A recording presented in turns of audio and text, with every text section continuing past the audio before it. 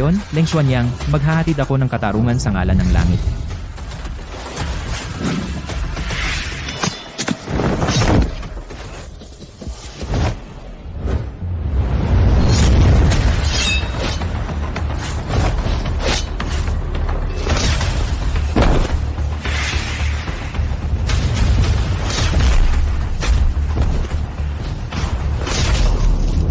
Po, Qingluan, kumusta ang mga labanan? sa hilagang harapan, nakamit natin ang isang matinding tagumpay. Lahat ng mga kaaway ay naalis na. Mabuti. At ang ipinag-utos ko sa iyo, Oh, nalaman na natin! Ngayon ang araw ng kasal ni Chen Xion sa panganay ng pamilya Zhang, Zhang Tao. ano? Ang araw ng kasal. Ngunit ilang sandali lang ang nakalipas, inihayag ng pamilya Zhang na magdaraos sila ng isang pagdiriwang upang kanselahin ang kasunduan at hayagang itakwil si Chen Xion. Mga gago, tingnan natin kung sino ang maglakas loob na humawak sa babae ko. Puputulin ko ang kanilang buong pamilya. Qingluan, ihanda mo ang eroplano para sa akin, ngayon na. Pupuntahan ko ang mansyon ng Zhang. Oh, Mahal, matagal ka nang naghihintay? Bitawan mo ako! Huwag kang magpanggap! Tiyak na tawag yan mula sa ospital. Nanay, si Lola ay sobrang nahihirapan. Bakit hindi ka pumupunta para makita ako? Naghihintay si Lola sa iyo, nanay. May anak kang babae? Pinibiro mo ba ako, Zhang Tao? Sisiguraduhin kong malaman ng lahat na ikaw ay isang masamang babae. Ikaw na babae kang walang hiya. Pinapasok kita at pinalaki ng buong puso. Sinira mo ang karangalan ng pamilya Chen. Magsalita ka. Sabihin mo sa akin, sino ang lalaking iyon? Anong karapatan mong bigyan siya ng anak? At ang bata? Ito ay isang pandarayang kasal. Ide-divorce ko ang babaeng walang hiya. Mr. Zhang, ito ay isang hindi pagkakaintindihan. Kumalma ka. Ang bagay na ito, aayusin ko ito sa kasiyahan ng pamilya Zhang. Mas gugustuhin ko pang patayin ang babaeng kahiyahiyang ito kaysa sirain ang magandang pangalan ng inyong pamilya. Oo, Mr. Zhang. Hiningi mo ang aking anak para magdulot ng swerte, pero hindi nabanggit na kailangan mong makipagrelasyon. Sinasabi mo ba na ang kasalanan ay nasa pamilya ko, ang mga Zhang? Siya, ngayon, ipapakita ko sa iyo kung gaano kasama ang isang babae mula sa pamilya Chen. Sinira mo ang karangalan ng aming pamilya. Sabihin mo sa akin, sino ang lalaking iyon? Nawalan ka ba ng boses? Ngayon, sisiguraduhin kong malaman ng lahat sa Jiangcheng. Zhang Tao, ano ang gagawin mo? Bitawan mo ako. Huwag mo akong hawakan. Tigilan mo ang pagpapanggap na inosente. Huhubaran ko ang damit mo. Gusto kong malaman ng lahat kung anong uri ka ng babae. Tigil. Tingnan natin kung sino ang maglalakas loob na hawakan ang aking babae. Hawakan ang aking babae. Sino ka? Ako. Ako ang kanyang lalaki. At ang siyang magwawasak ng pamilya Zhang ninyo. Pasensya na, nalate ako. Nalate ako. Ikaw ba, si Leng Xuanyang? Ikaw ba si Leng Xuanyang? Oo, ako nga. Imposible. Xion. Sino ang nagpapasok ng asong ito? At sino ka? Wala pang ipinanganak na maglalakas loob na hawakan si Zhang Tao. Akala mo ba hindi kita maaaring palayasin ngayon? Nasabi ko na. Ako ang kanyang lalaki. Oh, talaga? So ikaw ang kabit ng masamang babaeng ito. At naglakas loob ka pang pumunta rito. Halika rito.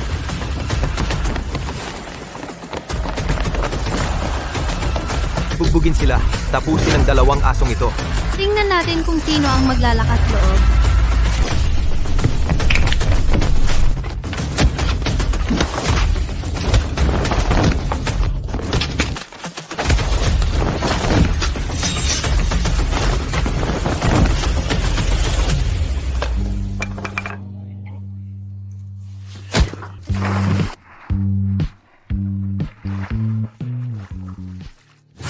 Patriarka, handa na ang lahat. Patriarka? Tinatawag mo siyang patriarka? Kayo ba dalawa ay narito para patawanin kami? Pero hindi mo kailangang maging baliw na ganyan para maniwala na ikaw ang patriarka ng angkan ng Kunlun. Tingnan mo, hindi ba iyon ang anak sa labas ng panganay ng angkan ng Leng mula sa 3 dakilang pamilya? Kaya siya ay isang iniwan na anak sa labas. 5 taon na ang nakalipas. Hindi ka ba pinatay ng angkan ng Lin? Bakit hindi ka nila tinapos? Iniwan ka nilang tanga. Paano naging mahulog ang anak na babae ng 2 matanda ng angkan ng Chen sa isang anak sa labas na ganyan? At nagkaroon pa ng anak sa kanya. Sobrang desperado niya na umakyat sa social ladder. Ang isang lalaking ganito ay naglalakas loob na hamunin ang angkan ng Zhang. Hindi niya alam ang kanyang lugar. Sa itsura mo, hindi ka man lang karapat-dapat maging aso para sa aking angkan ng Zhang. Umalis na tayo. Malapit nang maging magulo ito. Ang kapal ng mukha! Paano mo nagawang insultuhin ang patriarka? Qingluan, huwag mong duminihan ang iyong mga kamay. Narinig ko na sa bawat pagkakataong lumalabas ang patriarka ng angkan ng Kunlun, laging nauuna siya ng Diyos ng digmaan na si Xing Tian. Nasaan siya? Ilabas mo siya. Tingnan ko siya. Ayusin mo. Pagbigyan mo siya. Ngayong gabi, ang pamilyang Zhang, tatapusin natin sila. Sino ka ba? Isang anak na itinakwil ng pamilya mo. Tapusin ako? Sige, laban. Subukan mo akong tapusin. Qingluan, patahimikin mo siya. Huwag mong isipin na napakahalaga mo. Kahit gaano ka kahalaga, pinalalaki mo lang ang anak sa labas ng masamang babae na iyon.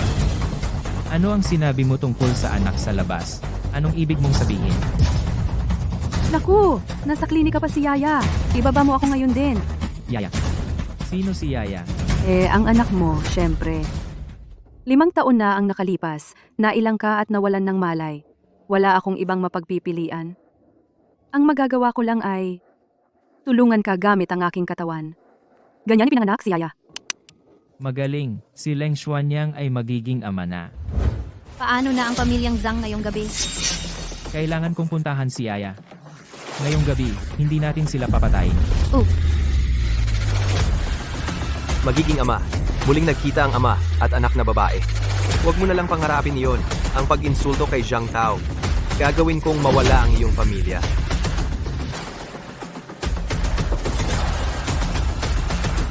Hanapin ang buong lungsod para sa anak ng masamang babae na iyon.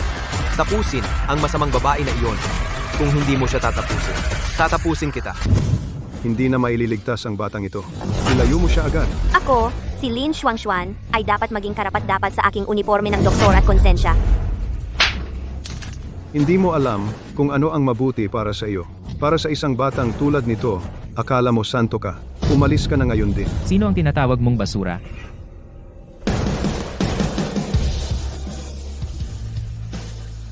Nanay, Dr. Wang, nakikiusap ako. Iligtas mo siya, pakiusap. Nakikiusap ako sa'yo. Iligtas mo siya, pakiusap. May terminal leukemia ang anak mo. Wala na kaming magagawa. Kailangan mong umalis. Anong gamot ang ibinigay mo kay Yaya? Magsalita ka. Ikaw yung walang kwentang lalaki, di ba? Dumating ka sa tamang panahon. Ibigay mo sa akin ang perang utang mo sa akin. Ngayon, Hindi problema ang pera. Ngunit kung malaman ko na, ginawa mo sa anak ko, na hindi mo dapat ginawa. Pagsisisihan mo, na ipinanganak ka. ikaw ba ang tatay ko? Mahal ko. Ako ang tatay mo. Bumalik na si tatay. Tatay, huwag kang umiyak. Bilisan mo, kailangan kong iligtas si Yaya. Kung maghihintay pa tayo, huli na ang lahat. Ang sakit ni Yaya, may solusyon ba talaga? ang anak mong babae ay may leukemia. Bakit mo naman naisip na maililigtas siya? Xuanyang, maililigtas ba talaga ang anak natin? Hindi mo ba ako dinadaya? Magtiwala ka sa akin. Maililigtas ko si Yaya. Tingnan mo ang sarili mo. Bakit mo naman akala na kaya mong magligtas ng sino man? Kung sasabihin mo pa ang isang salita, Ano pa ang hinihintay mo? Tapusin mo na siya. Ako ang mananagot.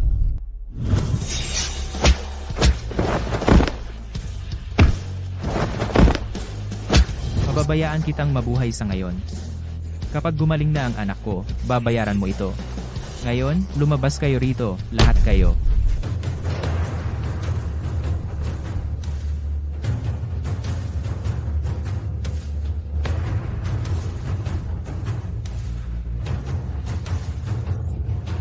Nagising na si Yaya. Lumabas ka dyan.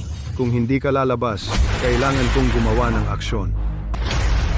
Bayaran mo ang paggamot. Lumuhod ka at humingi ng tawad na nakatungo ang noo mo sa lupa. Pagkatapos, pakakawalan na kita. At ang babae rin. Ang cheque na ito ay para sa 1 milyon. Sapat ba ito para sa paggamot ng aking anak na babae? Isang tseke. Ikaw, may tseke? Hindi ito peke, di ba? Kung hindi ka naniniwala sa akin, maaari mo itong i-verify. Kung malaman kong peke ito, babayaran mo ito ng mahal. Ngayon, pag-usapan natin ang ibang bagay. Ang anak ko ay hindi kailanman nagkaroon ng leukemia. Paano mo siya ginamot? Ang batang babae na iyon ay may terminal leukemia. Wala ng lunas ang natitira. At naglakas loob ka pang pigilan ako.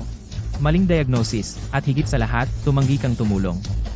Isang lugar na walang puso, dapat na ilagay sa tamang lugar. Sa palagay ko, gusto mong gamitin ang bangkay ng batang babae na iyon upang manloko sa akin. Sino ang nagsabi sa iyo na namatay ang anak ko? Nanay, gutom si Yaya. Anong nangyayari? Paano siya nabubuhay pa? Imposible. Talagang imposible. Qingluan, tipunin ang aking mga tauhan, ngayon din. Nagpapanggap ka pa ba? Kunin siya. Sino man ang makahuli sa kanya ay makakakuha ng gantimpala na 1,300 euro. 1,300 euro.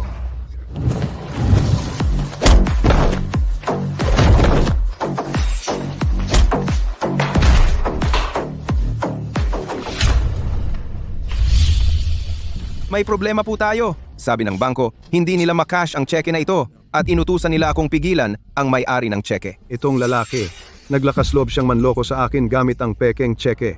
Bantayan mo ang pinto. Hindi ko siya hahayaang mawala sa paningin ko. Hindi siya makakatakas ngayon. Ate, kuya, kung peke ang checking ito na 1,300,000 euro, iyan ay pandaraya. Kailangan mong mag-isip ng paraan. Mabilis. Xuanyang, alagaan mo muna si Yaya. Paano siya nakatakas? Paano siya nakatakas? Nalantad na ang panluloko. Ang masamang babae na iyon, iniwan pa ang sarili niyang anak na babae. Binabalaan kita. Anong nangyayari dito? Paano mo nagawang magdulot ng gulo sa aking teritoryo? Ang hepe ng istasyon ng pulis, sa pagkakataong ito, nakatagpo tayo ng mahirap na kalaban. Alam ng lalaking ito ang kung fu, pero gumamit siya ng pekeng tseke. Darating sila dito para arestuhin siya anumang sandali. Masamang balita, dumating ang isang napaka-importanteng tao. Anong importanteng tao? Huwag kang magpalaki. Anong importanteng tao ang hindi ko pa nakikita?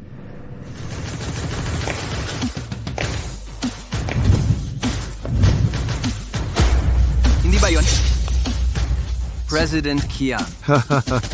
Dumating din si President Qian. Ngayon, makikita ko kung paano ka makakalabas dito. President Qian, anong nagdala sa iyo dito? Oh, ito. Hamak ka. President Qian, ikaw, ito. Dalhin ang inihanda natin.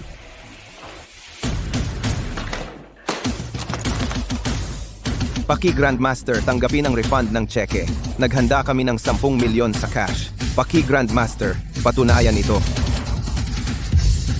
Grandmaster. Bobo na si Wang Jidong. Ginalit niya ang patriarka ng angkan ng Kunlun. Sa pagtingin sa ugali ni Longge sa taong iyon, baka siya ang patriarka. Tiyak na peke siya. Paano nandito ang patriarka? Uy, pumunta ka agad sa klinika. Nagkaproblema ako ng malaki. Hahaha. Presidente Qian, misunderstanding lang po. Talagang misunderstanding lang. Kasalanan lahat ni Wang Jidong yan. Bulag siya. Walang alam ang klinika namin. Direktor Ma, ano pa ang sasabihin mo? Oh, misunderstanding lang. Wala akong alam. Gawa lahat yan ni Wang Zidong. Siya lang ang gumawa niyan. Hindi siya maaaring maging patriarka. Kapag dumating ang ninong ko, hindi pa klaro kung sino ang hihingi ng tawad kanino. Hindi darating ang ninong mo. Ikaw si Xingtian, ang Diyos ng digmaan. Pagbati, patriarka. Hindi na kailangan. Bayaw, binubugbog ang kapatid kong babae.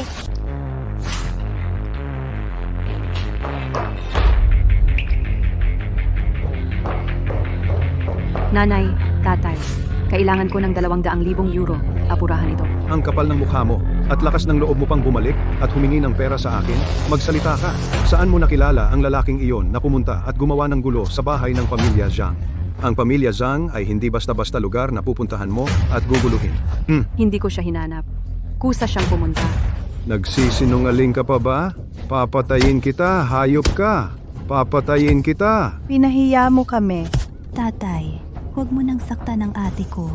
Biktima rin siya. Wala kang pakialam dito. Kung makialam ka, sasaktan din kita. Papatayin kita, kahihiyan ka, mamatay ka. Bayaw, muntik nang patayin ng mga magulang ko ang ate ko. Bilisan mo at iligtas mo siya. Ngayon, binibigyan kita ng dalawang pagpipilian. O ipapunta mo ang walang kwentang iyon sa pamilya Zhang at bayaran ang pagkakamali niya. O, papatayin kita. Pwede mo akong patayin, tatay. Pero nakikiusap ako sa iyo. Nakikiusap ako na bigyan mo ako ng 200,000 euro. Kung hindi, si Xuanyang ay. Paano ako nagkaroon ng ganyang karumal-dumal na anak? Kahit sa kamatayan, iniisip mo pa ang walang utang na loob na lalaking iyon. Nanay, kailangan ko lang ng 200,000 euro. Kailangan ko lang ng 200,000 euro. Nakikiusap ako. Kahit ibig sabihin, ibenta ko ang sarili ko. Kahit ano. Wala kang kwenta, mababang uri kang babae. Sa tingin mo may gustong kunin ka? Kasuklam-suklam kang basura. Tigil. Walang silbi! Pinalo mo ako? Huwag kang matakot. Nandito na ako. Aba. Ikaw, walang kwentang basura. May tapang pumunta sa pamilya Chen? Hindi pa tayo tapos sa dati nating alitan. Anong tapang mong utusan ang batang yan na manghiram ng pera sa akin? Para kay Xion, pakakawalan na kita ngayon. Mula ngayon, si Xion at ang pamilya Chen mo ay walang kinalaman sa isa't isa. Imposible yan. Sinustentuhan ko siya sa loob ng maraming taon. Kahit patayin ko siya, wala kang pakialam. Chen Daming, anong tapang mo? Xuanyang, nanghihiram ng pera sa mga magulang ko. Kung hindi dahil sa pera, naaresto ka na. Kaya lahat ng ginawa mo ay para sa akin. Boba. Mula ngayon, hindi na kita hahayaang ikaw at ang iyong ina dumanas ng anumang kawalan ng katarungan. Walang kwenta ka. May tapang ka pa bang banggitin ang pera? Inaway ang pamilya Zhang. Alam mo ba kung gaano kalaki ang nawala sa buong pamilya natin? Kayo dalawa ang hindi na makakabayad nito sa buong buhay nyo. Sinaktan mo si Ginoong Zhang ng pamilya Zhang. Kung hindi mo aayusin ang gulo na ginawa mo, hindi ka makakaalis sa pintong iyan ngayon. Hanggat pumayag ka na putulin ang relasyon kay Xion, ang usapin ukol sa pamilya Zhang ako na ang bahala. Hindi ko sasaktan ng pamilya Chen mo kahit kaunti. Anong problema ang kayang malutas mo? Walang kwentang basura? Dapat kang mamatay mag-isa. At higit pa diyan, idamay ang buong pamilya Chen natin sa kapahamakan? Chen Xion. Nabulag ako. Nagpalaki ako ng walang utang na loob na kumakain ng lahat. Walang natitira kahit buto. Si Xion ay pinutol na ang relasyon sa pamilya Chen mo. Kung maglakas loob ka pang insultuhin ang asawa ko, gagawin kong mawala ang pamilya Chen. Patriarka, ang 1,000 elite na guwardiya ni Xingtian ay dumating na sa Imperial Majesty Hotel. Malapit na dumating si Xingtian. Dalhin si Xion sa gamutan. Ang iba sa inyo, sumama sa akin sa bahay ng pamilya Zhang. Oh, Mr. Zhang, ang patriarka ng angkan ng Kunlun, talaga bang pupunta sa inyong bahay? Talagang totoo. Naimbestigahan ko na ang lahat. Kung makuha mo ang loob ng patriarka ng angkan ng Kunlun, maging maliwanag ang iyong kinabukasan, Mr. Zhang. Huwag mong kalimutan ang abang lingkod na ito. Siyempre. Pero narinig ko na ang kasal ni Young Master Zhang ay sinira ng isang walang kwenta. Isang langgam lang. Ang pamilya Zhang ay hindi lugar para sa kahit sinong ligaw na pusa o aso na pwedeng pumunta at magdulot ng gulo. Eksakto! Ang hamunin si Mr. Zhang parang itlog na sumusubok na dumurog ng bato. Hindi niya alam ang kanyang lugar. Naglakas loob siyang saktan ng anak ko. Kung maglakas loob siyang pumunta, ipapadala ko siya diretso sa impyerno. Nandito na sila, pinuno ng angkan. Ang mga tao mula sa angkan ng Kunlun ay dumating na. Ang pamilya Zhang, Zhang Hongpeng, bumabati sa patriarka ng sekta ng Kunlun. Hindi ba iyon ang mabangis na tao na nagdulot ng gulo sa piging ng kasal? Ikaw pala. Ang kapal ng mukha mo. Ginoong Zhang, huwag kang magkamali ng intindi. Pumunta ako ngayon dahil nangako ako sa anak mo na makikita niya ang Diyos ng digma ang Xingtian ng aking sekta ng Kunlun. Kailangan kong tuparin ang iyong munting kahilingan. Buwisit. Anong klasing hama ang may lakas ng loob na magpanggap na patriarka ng sekta ng Kunlun? Sa tingin mo, madali akong matakot? Una, turuan kita ng leksyon para kay Ginoong Zhang.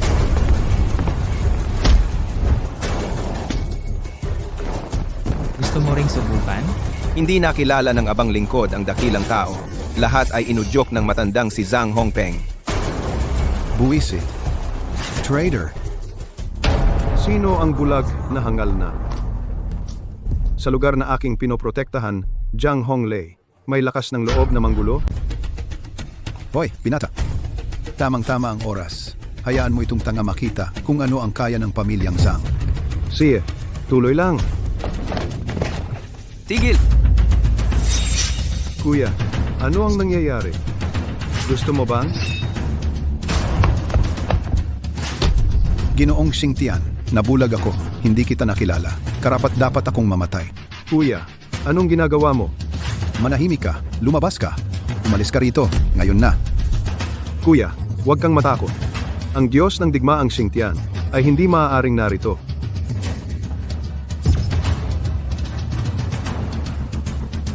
Ito, paano nangyari ito? Papatayin kita.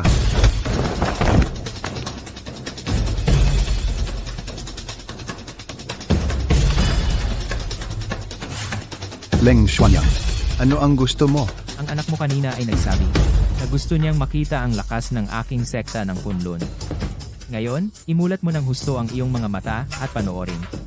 Ito na ang wakas ng iyong pamilyang Zhang. Imposible. Hindi ka maaaring maging ang patriarka ng sekta ng Kunlun. Kumusta ka na? Ang regalong ito ay ginawa ko para sa pamilya Zhang. Hindi naman masama, di ba? Wala si Jiang Tao sa villa. Hindi mahalaga. Hindi siya makakatakas. Patriarch. Nakikiusap ako. Patawarin mo ang aming pamilya Zhang. Kasalanan ko lahat. Patawarin mo ang aming pamilya Zhang. Isang paraan para makatakas. Noong inabuso nila si Chen Xion, naisip mo bang bigyan siya ng paraan para makatakas? Kasalanan ko lahat. Wala namang ginawa si Zhang Tao noong araw na iyon. Wala siyang ginawa. Kasalanan ko lahat. Nakikiusap akong patawarin mo ang aming pamilya Zhang. Wala ba talaga siyang ginawa? Oh, bata pa lang siya, ignorante, at sobrang mayabang. Tratuhin mo siyang parang aso. Iligtas mo ang kanyang buhay, parang aso. Simula ngayong gabi, ayaw kong makakita ng kahit sino mula sa pamilya Zhang. Opo, Patriarch. Tapos na kami. Ang aming pamilya Zhang ay tuluyang tapos na. Halika rito, Yaya. Tatay, ikaw ba talaga? Yaya, hindi ba ako nananaginip? Siyempre, bumalik na ang tatay mo. Ang galing! Hindi ako at si nanay iniwan ni tatay. Tatay, dalhin mo ako sa amusement park. Ipinapangako ko. Simula ngayon, Yaya, kahit ano ang gusto mo, gagawin ng tatay mo. Tara na. Xion, pakilabas muna si Yaya sandali. Tara, Yaya. Ginoo, nasuri ko na ang lahat. Walang alam ang taong ito. Inutusan ni Zhang Tao si Wang Zidong na magbigay ng droga. Naayos ko na silang dalawa. Hanapin si Zhang Tao. Narinig ko na siya ay isang magaling na doktor. Paano siya nangahas na lasunin ang anak ko? Hayaan siyang maranasan ang impyerno sa buhay. Oh, at siya? Jileng, nakikiusap ako na iligtas mo ang kanyang buhay. Ako, Tang Hong, ay magiging walang hanggang nagpapasalamat. Sa hinaharap, ang aking pamilya Tang ay susunod sa iyong pamumuno ng walang pag-aalinlangan. Sino ka? Ang abang lingkod na ito ay nagngangalang Tang Hong. Nakikiusap ako na patawarin mo ang aking pinsan sa pagkakataong ito. Sa hinaharap, disiplinahin ko siya ng mahigpit. Tang Hong. Ikaw ba si Tang Hong, ang pinakamayamang tao sa Jiangcheng? Isang titulo lamang, hindi karapat-dapat banggitin. Ang lihim na may-ari ng klinika ikaw din, hindi ba? Totoo naman na shareholder ako, pero hindi ako kasali sa management. Ang nangyari kay Yaya, walang kinalaman sa akin. Tumayo ka. Alam kong hindi ka maglalakas loob. Sa pagkakataong ito, dahil sa'yo, pababayaan na kita. Maraming salamat Mr. Leng sa pagiging maluwag. Ang aking pamilya Tang ay lubos na nagpapasalamat sa iyo. Hoy, tigil. Ang usapin tungkol sa maling diagnosis ng aking anak na babae hindi pa naayos. Si Wang Jidong ang may kasalanan ng lahat ng ito. Siya ay alagad ni Zhang Tao. Akala ko gagamutin niya si Yaya ng may espesyal na pag-aalaga. Ano ang ibig mong sabihin sa espesyal na pag-aalaga? Paggamit ng hindi kilalang gamot sa aking anak na babae? Mula ngayon, si Lin Xuan ang magiging bagong direktor ng sentro. Mr. Lang, pero bago pa siya dito. Sa aking paningin, siya lang ang karapat-dapat sa titulong doktor. May problema ka ba dyan?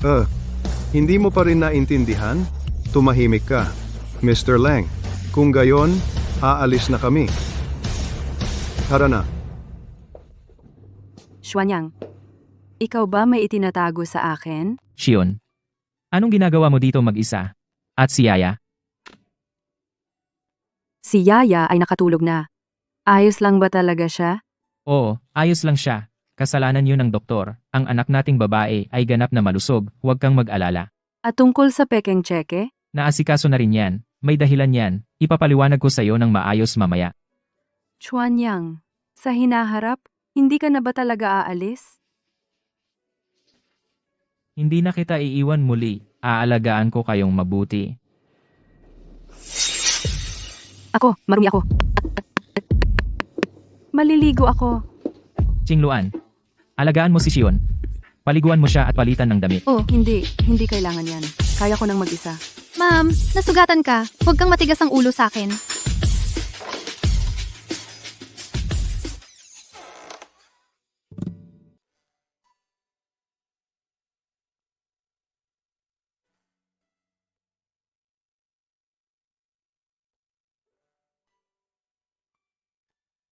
Nasaktan ba kita? Hindi. May stretch marks ako. Hindi sila maganda. Kahit magbago ka pa, ikaw pa rin ang babaeng pinakamamahal ko. Kung hindi ka pa handa, hihintayin kita.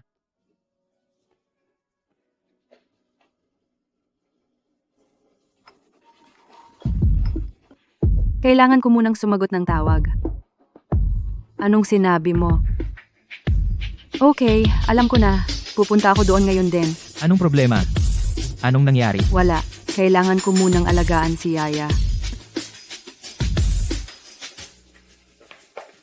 Umalis na sina mommy at daddy. Iniwan ako ni mommy. Mahal, huwag kang umiyak. Qingluan, anong nangyayari? Patriarch, nag-iwan ng liham ang babae.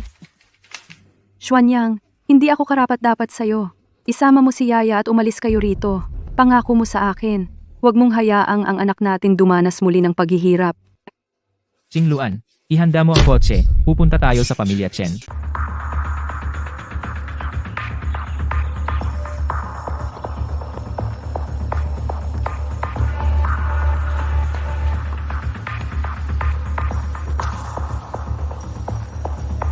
Huwag kang mag-alala.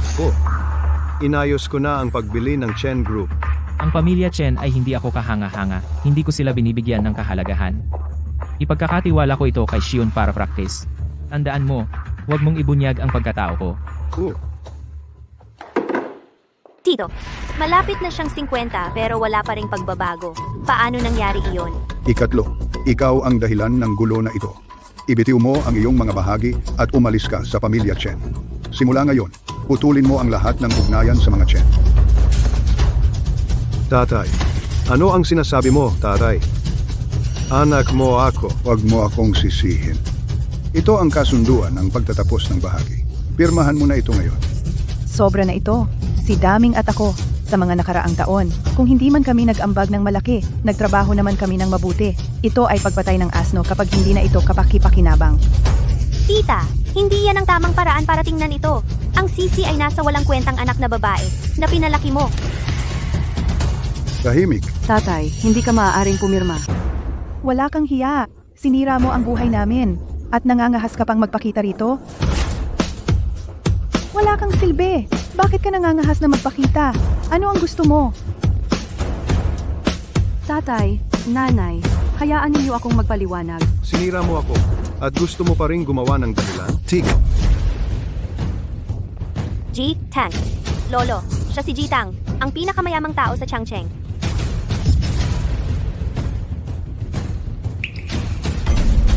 BB, Chen Xion. mangyaring umupo ka. Jitang, hindi ba tayo pumunta ngayon para pag-usapan ng pagbili? Kung pumapayag si Bibi, Chen, maaari na nating pirmahan ang kontrata kaagad. Handang akong magbayad ng doble para sa lahat ng ari-arian ng pamilya Chen. Oo, tinatanggap ko. Kukunin ko ito. Hindi. Ang ibig sabihin ni Jitang ay ang binibini ng pamilya Chen. Ikaw, isang walang kwenta. Sino ka ba? Bakit ka nangangahas na makialam sa negosyo ng kumpanya? Ang salita ni Bibi. Chen Shiyun ay aking salita. Sa loob ng 3 araw, kung handang ibenta ni Bibi, Chen Shiyun, bibilhin ko ito. Siya ang magtatakda ng presyo. G. Babaeng walang hiya. Hindi ko alam kung anong maruming trick ang ginamit mo para manligaw kay Jitang. Tingnan mo ang lahat ng karumihan na nagawa mo. Ikaw, Tumahimik ka. Lolo, kung gusto mong parusahan ng isang tao, parusahan mo ako. Wala itong kinalaman sa mga magulang ko. Shiyun, paano ko parurusahan ang aking sinta? Ang kinabukasan ng pamilyang Chen ay nakasalalay sa iyo. Lolo, nakikiusap ako sa iyo.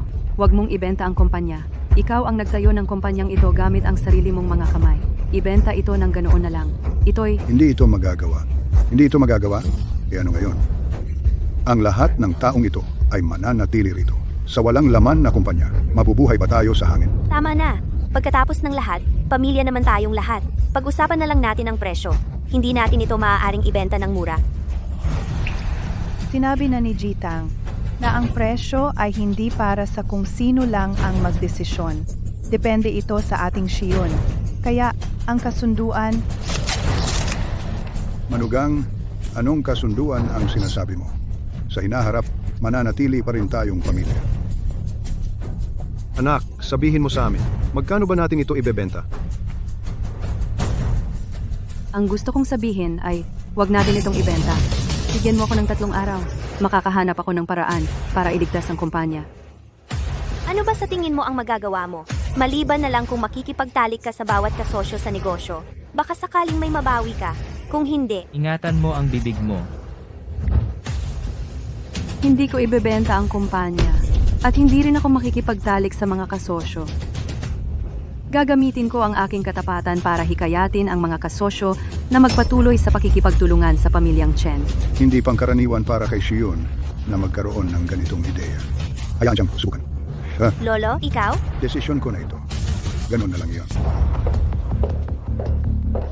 Kumusta? Sino ang hinahanap mo? Kumusta? Ako si Chen Shiyun. Pumunta ako rito para makipagkita kay Mr. Lee, ang direktor ng proyekto. Chen Shiyun. Kaya ikaw pala ang babaeng itinakwil ng pamilyang Zhang. Binigyan na kami ng direksyon ni Director Lee. Ang mga taga-Chen Group ay hindi welcome sa kumpanyang ito. At lalo na ang anak ni Chen Daming. Umalis ka. Makinig ka. Pakiusap. Kausapin mo ulit si Director Lee. Pumunta talaga ako para makita siya. Tumahimik ka. Akala mo ba pwedeng ganun ka makipag-usap sa akin? Nakakadiri ka. Hindi ka makikita ni Director Lee. Umalis ka na ngayon. Isa pang salita, tatawag na ako ng seguridad. Huwag kang magkamali. Talagang pumunta ako ng may buong katapatan para kausapin si Director Lee. Anong pag-uusapan? Umalis ka na ngayon. Seguridad. Umalis ka.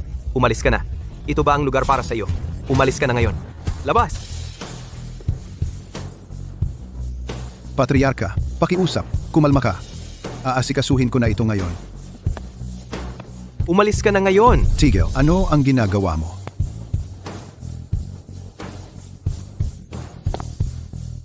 Bulag ka ba?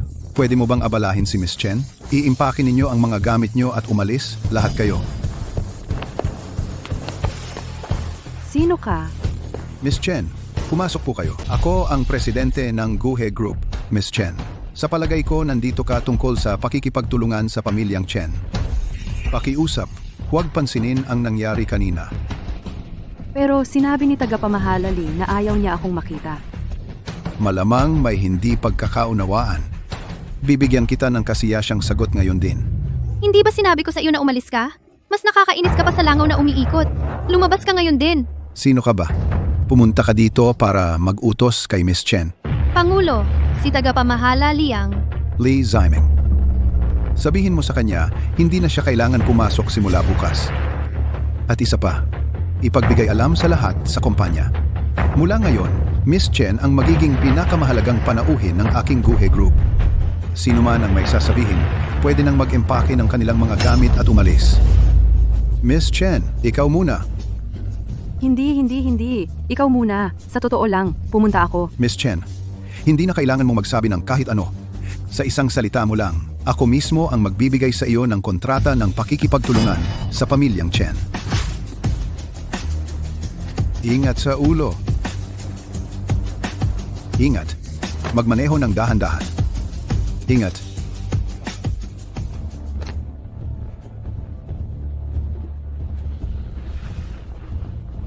Patriarch. Inutusan ko ang aking mga tauhan na samahan ang Binibini pa uwi. Pero ang Binibini ay pumunta sa Changping District. Ang lugar na iyan ay kilala bilang isang slum.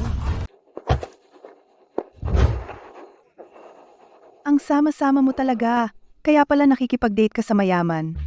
Bayaran mo na ang renta, ngayon din. Kung hindi mo babayaran, umalis ka na rito. Chubby, makinig ka sa akin. Ayaw kong marinig yan. Ibigay mo na ang pera, ngayon. Chubby, pwede bang bigyan mo ako ng ilang araw? Sa ilang araw, babayaran ko lahat hanggang sa huling sentimo. Hindi. Sino sa tingin mo ang niloloko mo? Hindi ba't ikaw ay isang mayamang babae? Kung wala kang pera, sino ang maniniwala sa'yo? Ngayon, kung hindi ka makapaglabas ng pera, huwag mo nang isipin na makakaalis ka. Ang pera. Kung hindi mo ibibigay ang pera, kalimutan mo na ang iyong telepono. Pakibalik mo sa akin ang telepono ko. Teka. Shiyun, ayos ka lang ba? Xuanyang, anong ginagawa mo dito? At dumating din ang munting kaibigan. Perpekto. Ang upa na utang mo sa akin, ibigay mo na sa akin ngayon. Kung hindi mo ibibigay sa akin, walang aalis. May pera sa card na ito. Bayaran mo ang utang mo. Wow, ang yaman mo naman. Bayaran ng utang mo? Sino sa tingin mo ang niloloko mo? Ang gusto ko ay cash. Ying Luan. Sapat ba sa iyo ang 500,000? Sapat na. Xuanyang, saan mo nakuha ang napakaraming pera? Pwede na ba kaming umalis? Salamat sa pagod mo sa pagdating ng 2 beses. Ngayon makikita mo, huwag mong babaan ng sobra ang presyo. Kung hindi tayo makakuha ng magandang presyo ngayon, gagawin kong giniling na karne ang babaeng iyon.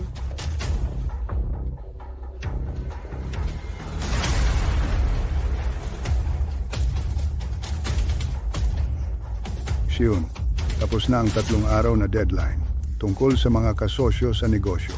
Kumusta na? Tapos na po, Lolo. Lahat ng 5 kasosyo ay pumayag na magpatuloy sa pakikipagtulungan sa atin.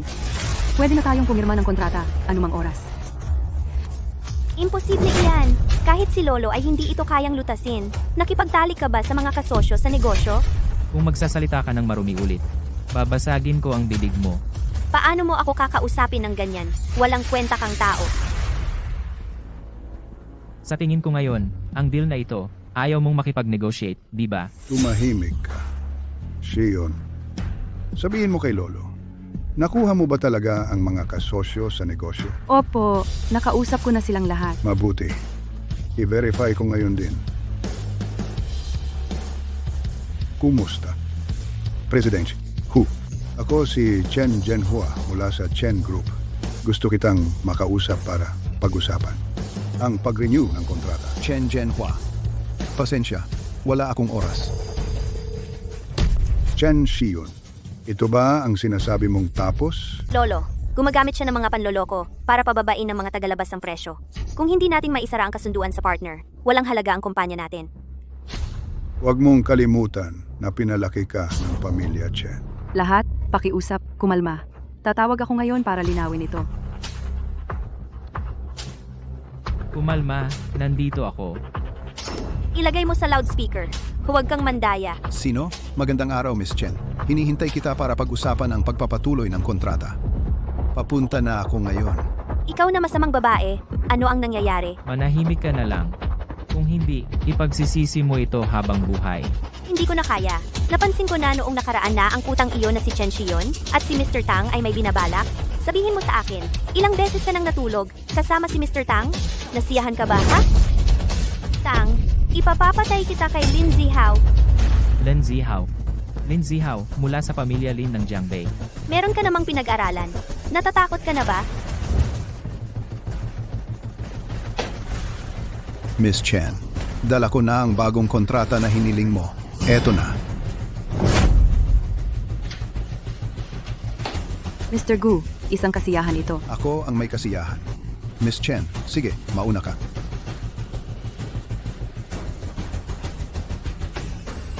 Mr. Chen, tunay akong nagsisisi sa iyong katangahan. Mga talunan, ipapatawag ko si Lin Zihao para kayo'y turuan ng leksyon. Qingluan. Tingnan. Wala na ang stretch marks ko sa pagbubuntis. Ang galing. Sinabi ko nang gumagaling ang sugat na walang peklat ang gamot na ito. At hindi ka naniwala sa akin. Ngayon, naniniwala na ako sa iyo. May natira ka pa ba? Pwede mo ba akong bigyan ng isa pa? Gusto kong batiin ang lolo ko sa kanyang kaarawan. Hindi maganda ang kalusugan niya.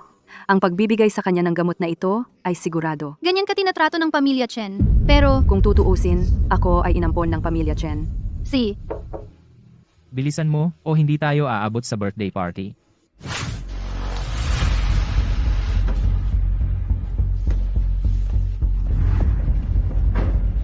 Bakit mo dinala itong walang kwentang tao?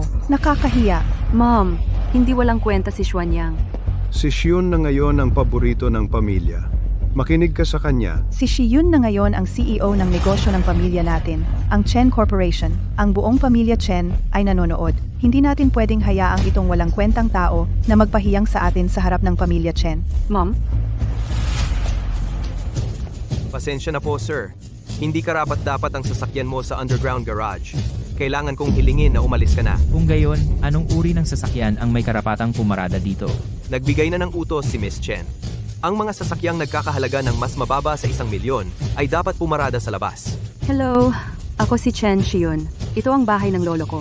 Hindi mo ba naintindihan ang sinabi ko? Nagsalita na ang binibini. Kahit sino ka pa, hindi ka pwedeng narito. Kailangan kong hilingin na umalis ka agad.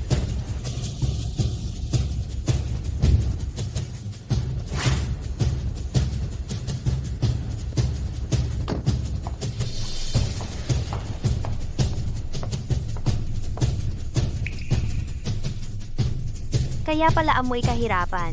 Eh di pala pamilya ng third uncle. Ching, buti nakarating ka. Kausapin mo ang security guard. Sabihin mo sa bayaw mo na iparada ng maayos ang kotse para makaakyat na tayo. Ako lang ang nag-iisang anak sa pamilya ko. Saan ako kukuha ng kapatid na babae at bayaw? Ah, naalala ko na. Siguro yung lover na nakilala ni Shiyun sa kung saan. Pasensya, sobrang dami kong trabaho. Alam nang tiyahin mo na busy ka. Tita, huwag mo akong sisihin sa pagiging honest ko. Pero dumating sa junker na sasakyan, hindi siya karapat-dapat maging manugang ng pamilya Chen. Sa totoo lang, napakasama ng panlasa ni Shiyun. King, bakit hindi ka pa umaakyat? Siya ang pangalawang anak na lalaki ng pamilya Lin mula Jiangbei. At ang fiancé ko, si Lin Zihao. Pasensya na, pero si Lolo ang nagtakda ng mga patakaran. Hindi kita matutulungan. Aalis na ako. Oh, saka. Kung hindi ka makapasok, pwede kong sabihin kay Lolo na pumunta ka.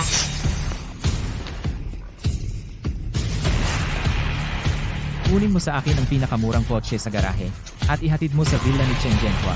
Tandaan, huwag masyadong magarbong. Tigilan mo na ang pagpapanggap. Umalis ka na. Mauna ka munang umakyat kasama si tatay. Susunod ako.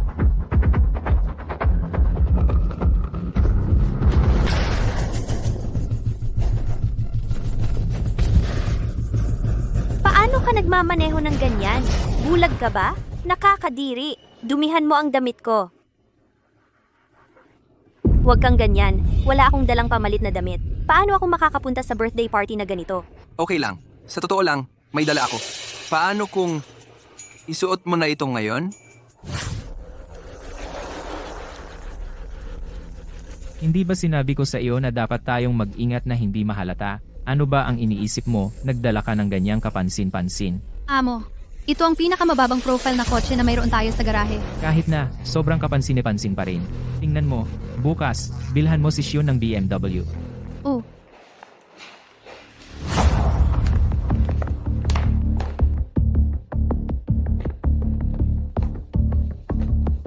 Ching, Bakit nakapajama ka? Ito ay purong eye silk, gawa sa kamay. Isang pandaigdigang limitadong edisyon. Wala pang 10 piraso. Lahat, tingnan ninyo. Ito ang regalong inihanda ni Shion para kay Lolo. Ano ito? Nahanap mo yan sa kalye, di ba? Abala ako sa mga bagay ng kumpanya nitong mga nakaraang araw. Naubusan na kami ng pera sa bahay, at higit pa riyan, may utang ako. Kaya gumawa ka ng bolang putik para lokohin si Lolo? Hindi iyon. Ito ay isang tableta na nakuha ko para kay Lolo. Nakakagamot ito ng lahat ng sakit. Isang himalang gamot. Dahil sinabi mong napakahimala nito, kumuha ka ng isa ngayon din para makita nating lahat ang epekto.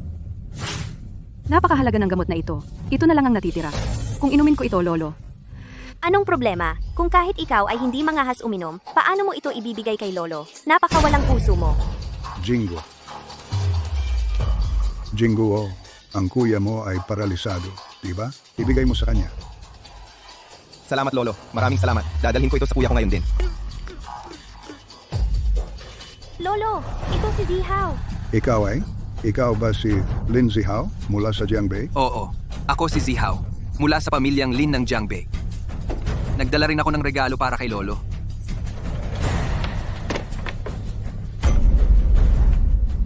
Ang iyong pagdating ay ang pinakamagandang regalo.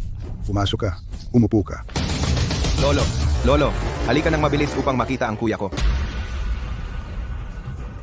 Ikaw ba si Dacheng? Kaya mo na bang tumayo at maglakad? Oh, okay lang ako. Ang katawan na ito na nawalan ng galaw sa loob ng 10 taon ay ganap nang gumaling. Salamat sa gamot ni Shion. Talaga bang gumaling ka sa pag-inom ng gamot na iyon? Hindi ka naman nakahanap ng lihim na reseta at nagpagaling ng palihim, hindi ba? Talaga, gumaling ako sa gamot na ininom ko kanina. Wala na akong pag-asa noon. Pero pagkatapos kong inumin ang gamot ni Shion, gumaling na ako. binabati kita sa iyong paggaling, Dacheng. Narinig ko na. Ang gamot na ito ay para sa iyong lolo. At ininom ko ito. Ang totoo, Okay lang. Kung tutuusin, ito ay para sa pagpapagaling at pagliligtas ng buhay. Ang iyong tiwala sa gamot ni Shion ay ang pinakamalaking pagkilala para sa kanya. Siyon. Tingnan mo kung makakakuha ka ng isa pang tableta para kay Lolo. Pasensya na. Ang gamot na ito ay ang tanging meron. Xuanyang, humingi ng pabor si Lolo sa iyo. Handa akong magbayad ng anumang halaga. Tulungan mo akong maghanap ng isa pa. Isa lang. Inalo ko ito sa iyo dati at ayaw mo. Ngayon nagsisisi ka. Huli na. Hindi ba tableta lang iyon? Lolo, huwag kang mag-alala. Kami ni Zihaw ay hahanap ng himalang gamot na iyon. huwag kang mag-alala, Lolo. Sa kapangyarihan ng pamilyang Lin ng Jiangbei. Anong gamot ang hindi natin mahahanap? Kung gayon, sige, subukan ninyong maghanap. CJ, gusto mo ba? Xuanyang, bakit mo ako dinala dito? Para bumili ng kotse, syempre. Ngayon ikaw ay isang tagapamahala ng proyekto. Pero kailangan mo ng sarili mong kotse. Tara na. Tara, tingnan natin doon. Kaya mo bang bayaran? Hoy, alisin ang kamay. Hindi ba yan ang walang kwentang manugang ng pamilyang Chen? Paano ka naglakas loob pumunta dito? Hindi ko alam na sikat ako. Nandito ako para bumili ng kotse. Ang kotse na ito ay nagkakahalaga ng 600,000 euro. Kaya mo bang bayaran? Dalahin mo sa akin ang 3. Ang yabang. Iwanan mo. Sobrang mahal. Hindi natin ito bibilhin. Kawawang tao. Bulag ka ba? Naglakas loob ka pumunta sa tindahan ko at magyabang? Umalis ka dito. Ngayon din. Tawagin mo ang tagapamahala mo. Ang tagapamahala namin. Sa tingin mo ba, may oras ang tagapamahala namin para sa kung sino lang? Lumayas ka. Saklolo. Patay! Patay! Sino? Sino ang naglakas loob? Ano po ang dahilan ng inyong pagdating? Kaya kayo pala ang amo. Hindi ko yan magagawa. Aling kotse ang gusto mo? Kunin mo agad. Pumunta ako dito para bumili ng kotse. Hindi para bigyan ako ng isa. Oo. Kukunin ko itong kotse.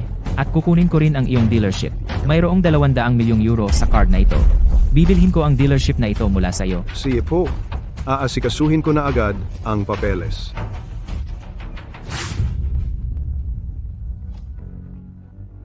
Xuanyang, sa akin ba talaga ang kotse na ito? Iyo na. Ang kotse na ito ay iyo. At ang dealership na ito ay iyo rin. Pwede kang kumuha ng kahit anong kotse sa loob. Pero saan mo nakuha ang napakaraming pera? At ang 100 milyong euro noong nakaraan? Ano ba talaga ang nangyayari? Tingnan mo, maganda ang araw. At walang tao sa paligid. Paano kung tayo? Xuanyang, hindi mo naman iniisip na gawin ito rito. Tulong. Tulong. Shiyu. Boses ni Shiyu yan. Delikado. Lumabas ka ng kotse. Bitawan mo ako. Bitawan mo siya. Sino ang humahawak sa akin? Ang lakas ng loob mo na itulak ang asawa ko. Huwag kang lalapit. Kung lalapit ka pa ng isang hakbang, papatayin ko siya. Tulong. Iligtas mo ang kapatid ko. Ang lakas ng loob mo? Bitawan mo siya, ngayon din. Kung hindi, papatayin ko siya. Bitawan ko siya pero, una, bitawan mo ang amo ko. Wala kang posisyon para makipag-usap. Aray. Pipig siya. Nasaktan mo ako. Bitawan mo siya.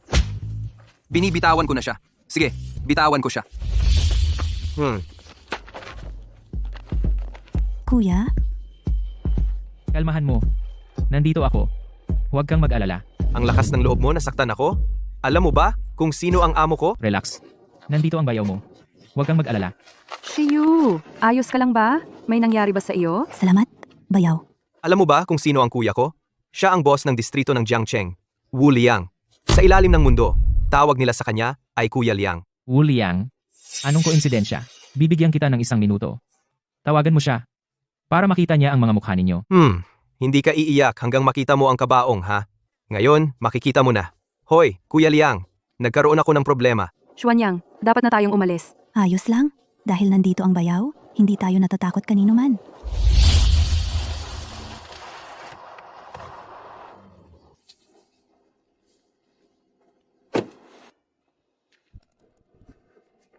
Kuya, ito ang lalaking ito.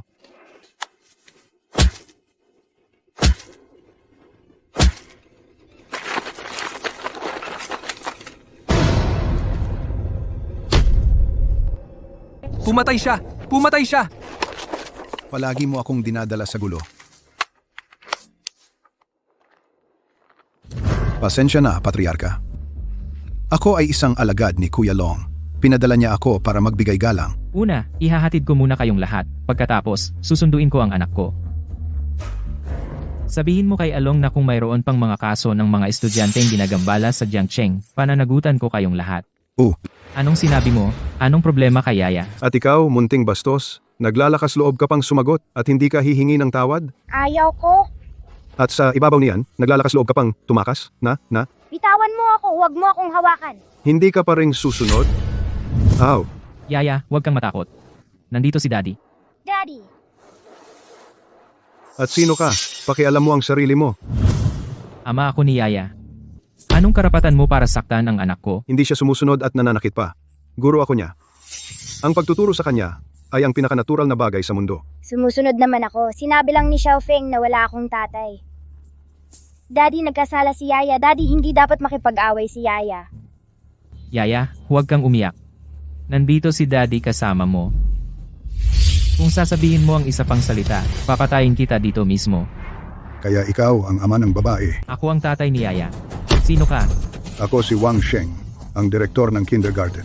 Binugbog ng anak mo si Xiaofeng. Ang tatay ni Xiaofeng ay isang malaking tao sa Jiangcheng. Ngayon, nasa malaking problema ka na talaga. Ano ba talaga ang nangyari? Nandito si Daddy. Huwag kang matakot.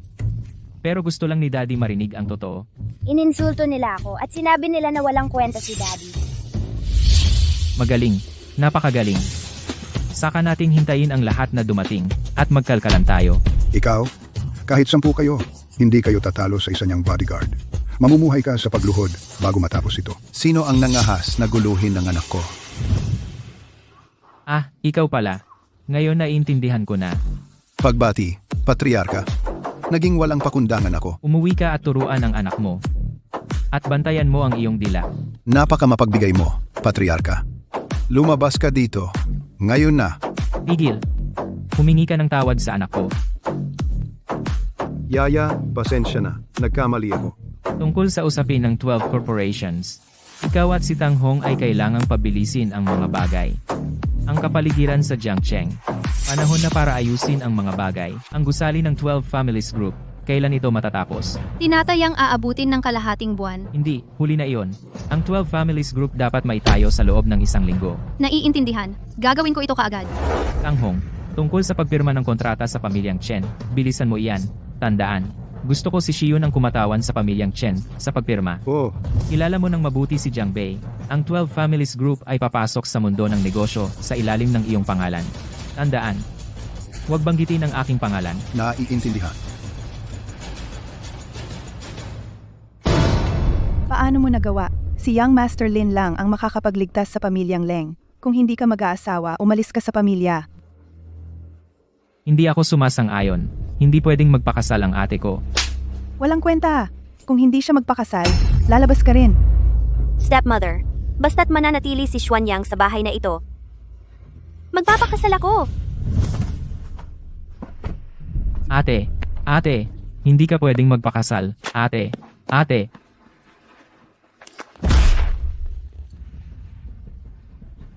Ngayon ang kasal ng aking kapatid na lalaki. Binibigyan kita ng tableta para maranasan mo rin ang makalangit na kaligayahang ito.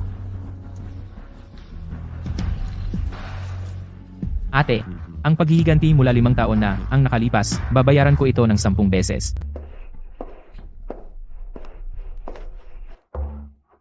Hindi ba yan si Shiyun? Anong ginagawa mo dito na namamalimos na may sirang kahon? Pumipirma ang amo ng kontrata sa 12 grupo ngayon at inalis niya sa akin ang posisyon ko bilang tagapamahala. Siyempre inalis ni nila yon. Kung tutuusin, hindi basta-basta nakakapirma sa 12 grupo na yan. Nandito sila dahil sa impluensya ng ating zihaw.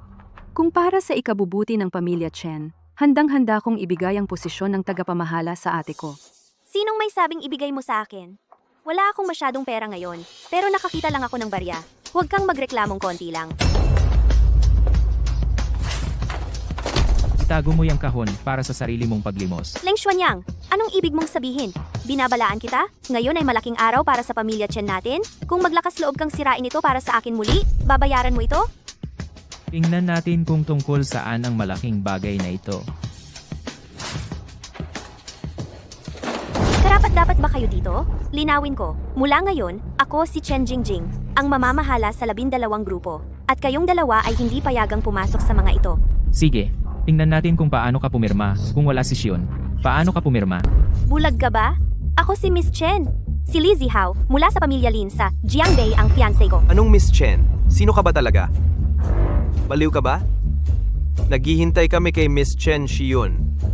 Kung hindi darating si Miss Chen, hindi mapipirmahan ang kontratang ito. Posible bang ang pamilya Chen ay pumirma na sa 12 kumpanya at wala nang kinalaman sa pamilya Lin? President Chen, hindi mo ba maintindihan ang simpleng salita? Ang mga walang kwentang ito, sa tingin mo ba karapat-dapat kayong pumirma sa amin? Pero President Jian, si Chen Shiyun ay na-dismiss na. Kung gayon, hindi ka rin makakasali sa grupo ng 12 kumpanya. President Jian, pakiusap, kumalma ka. Tatawagan ko si Chen Shiyun ngayon din. Bilisan, tawagan si Shiyun.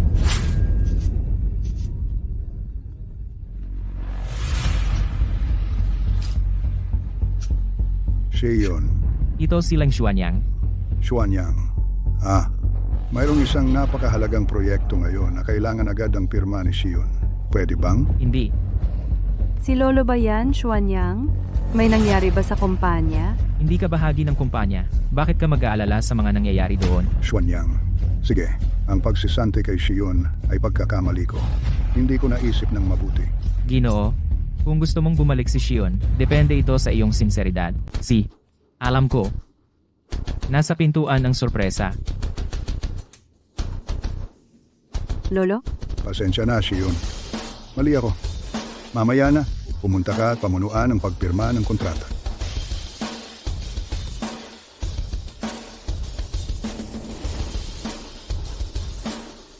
Pasensya na, Chen Shiyun.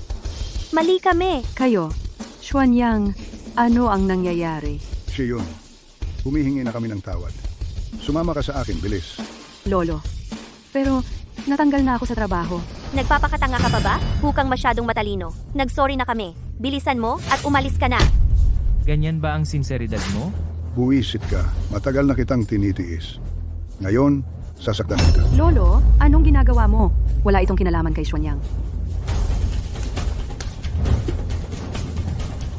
Binabati kita, Miss Chen, sa pagsali mo sa United 12 Group, ang unang babaeng presidente. Xuanyang, bakit parang kakaiba ka sa akin? Hindi mo ba kilala ang sarili mong asawa? Palagi akong may ganitong pakiramdam na marami kang itinatago sa akin. Mahal, magtiwala ka sa akin. Talagang isa lang akong doktor sa probinsya. At nagsisinungaling ka pa. Sabihin mo ang totoo. Na ako ay hinirang na presidente ng 12 Enterprises Group. Ikaw ba yon? Kahit ako ang gumawa. Anong mapapala ko roon? Akala mo wala akong alam? Ang mapapala mo ay...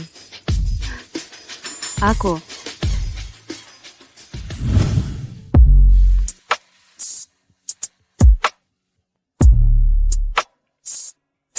Kuya Leng! Kuya Leng! Kuya Leng, kailangan ko ng agarang tulong. Anong problema, Xuan? Yung dalawang matandang lalaki sa klinika, para lang guluhin ako. Inirehistro nila ako sa Prodigious Doctors Competition para bumuo ng himalang gamot na makakapagbuhay ng patay. Kaya napunta ka sa pintuan ko. Kasalanan mo lahat to. Ginawa mo akong direktor ng klinika, kaya nila ako ginaganito. Yun lang? Akala ko may malubha. Xuanyang, wala ba tayo ng himalang gamot? Tulungan mo si Xuan. Guro, bago mo, tanggapin ang pagsaludo ng iyong alagad. Xuan, anong ginagawa mo? Tayo na. Kung hindi ako tatanggapin ng amo, hindi ako nangangahas tumayo. Xuanyang, dapat mo siyang tanggapin. Tayo. Salamat, Guro. Binibini, kayo dalawa ay... Ginagawa mo pa ba yan? Hindi na kita aabalahin? Sino ang binibini mo? Hindi pa ako nakakita ng taong walang pakialam. Inaantay kita buong araw. Hindi ko alam na kayo dalawa. Ay, sobrang abala. Sige, lumabas ka na. Itong alagad mo ay mas naiinip kaysa sayo.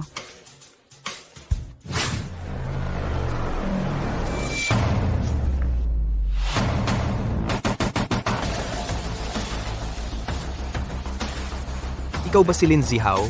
Ihanda mo ang mga sangkap para sa paggawa ng gamot para sa akin. Anong mapapala ko dito? Ako ay henyo sa parmakolohiya. Kapag nagtagumpay tayo, ibibigay ko sa iyo ang formula ng banal na gamot. Sang-ayon, personal kitang dadalhin sa Grand Tournament of Physicians. Ang talo ay talo. Ano kung naging director siya? Hindi man lang siya marunong maghanda ng gamot. Guro. Relax. Gawin mo lang ang sinasabi ko. Dahan-dahan lang. Oo, Guro. Kung kaya mong ihanda ito, ang formulang ito, sa iyo na. Talaga? Akin na? Pwede ko bang pangalanan? Siyempre, formula lang naman ito. Malaking bagay ba yon? Siyempre, ito ay isang banal na gamot na kayang buhayin ng patay. Ito ay isang medikal na himala. Sige, ipagpatuloy mo.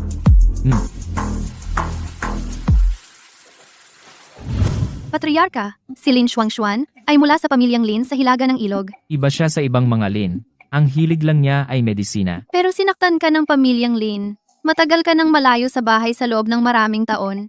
Ito ay isang pagsubok din para kay Lin Xuan. Kung magiging kapakipakinabang siya sa akin, mananatili siya.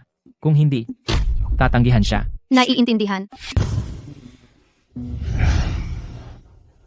Ngayon, ipinapahayag ko na si Zhang Tao at si Lin Xuan ay nagsulong sa final.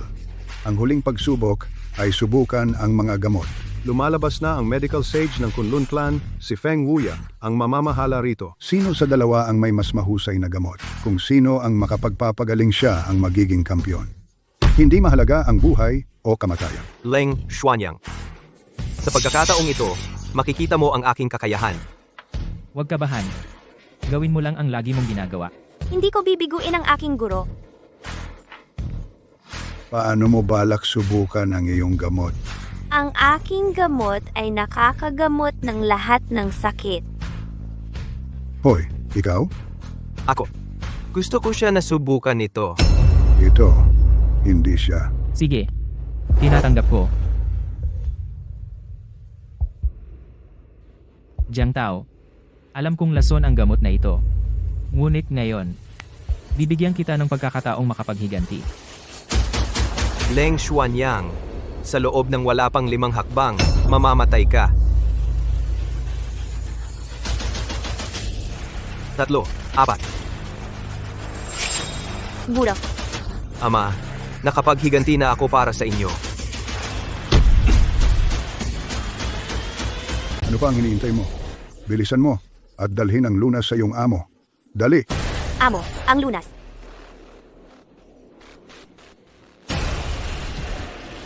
Ano?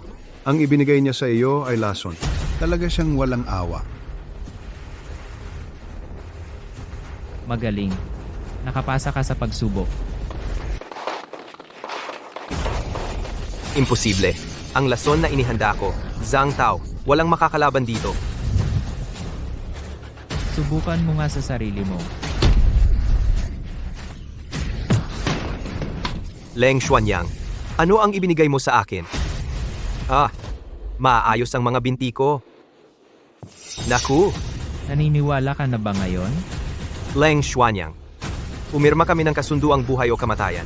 Hindi mo ako maaring paghigantihan. Sino bang nagsabing maghihiganti ako?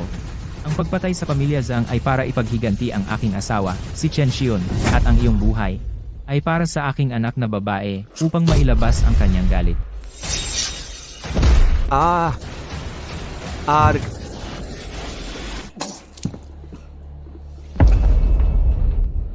Shuang-shuan, Kuya, bakit nandito ka? umuwi na tayo. Hindi ako uuwi. Wala na akong kinalaman sa pamilya Lin. Iba na ngayon. Nakagawa ka ng himalang gamot. Dapat kang maglingkod sa pamilya Lin. Ang kapal ng mukha. Itinuro sa akin ng aking amo. Huwag mong kalimutan na ang apelyido mo ay Lin.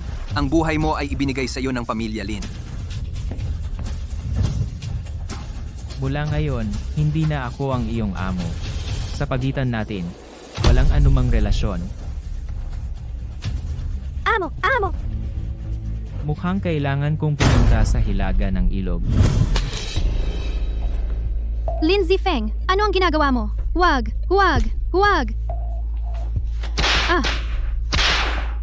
Aray! Lindsay Feng, kung may lakas kang loob, patayin mo ako. Kapag bumalik ang aking kapatid, pagbabayarin kanya para dito. Sumpa ka. Naglakas loob ka pang sumagot? Ang iyong kapatid ay pinatay na ni Zihao. Kung gusto mo siya, hanapin mo siya sa impyerno. Kuya! Dumating na ang pagkakataon nating yumaman. Diretsuhin na natin. Yung bobo na si Shuang-shuan, nakagawa ng himalang gamot. Tinawagan ko si Libojang para makipag-ayos. Ngayong pagkakataon, ang ating pamilya Lin ay yayaman. Pero, kakaiba man, may nakilala ako ngayon. Mukhang Ang aking amo ay kapatid ni Ginang Yanran. magaling ka talaga.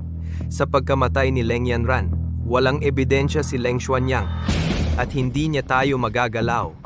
Si Leng Xuanyang na iyon ay mukhang may kakayahan, pero ito ay Jiangbei. Ito ang teritoryo ng pamilya Lin. Ha ha ha ha. Master, bilis po! Nasasaktan ang ate ninyo! Bitawan mo ako! Bitawan mo ako! Sasampalin kita, traidor! Kuya, hindi patay si Ate Yanran. May gamot si Segundo Kuya. Yung gamot na iyon ay makakapagligtas kay Ate Yanran. Hindi siya patay? Sana patay na ang taong iyon. Kumalma tayong lahat. Huwag manakit ng babae. Ito ay usapin ng pamilya ninyo. Hindi ako makikialam. Uy, pare. Ang ating partnership. Walang problema. May formula ka, may venue ako. Hahatiin natin ang kita. Oo, syempre. Halika rito. Dalhin si Xuan-Xuan. Tungkol sa babaeng ito sa lupa, humanap kayo ng lugar at ilibing siya. Bitawan mo ako! Bitawan mo ako! Kuya, Segundo Kuya, darating ang araw na babayaran ninyo ito. Qingluan, hanapin agad ang lokasyon ng teleponong ito. Ihanda ang eroplano. Nasasaktan ang kapatid ko. Opo. Yanran! Yanran!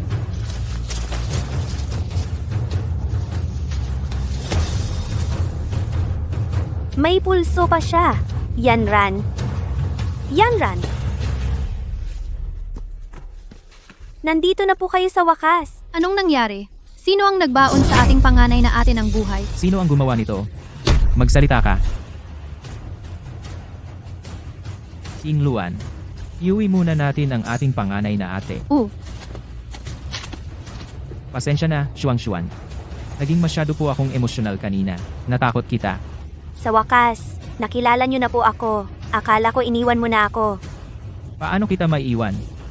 Buti na lang ikaw. Hinugot ang ating ate mula sa lupa kanina.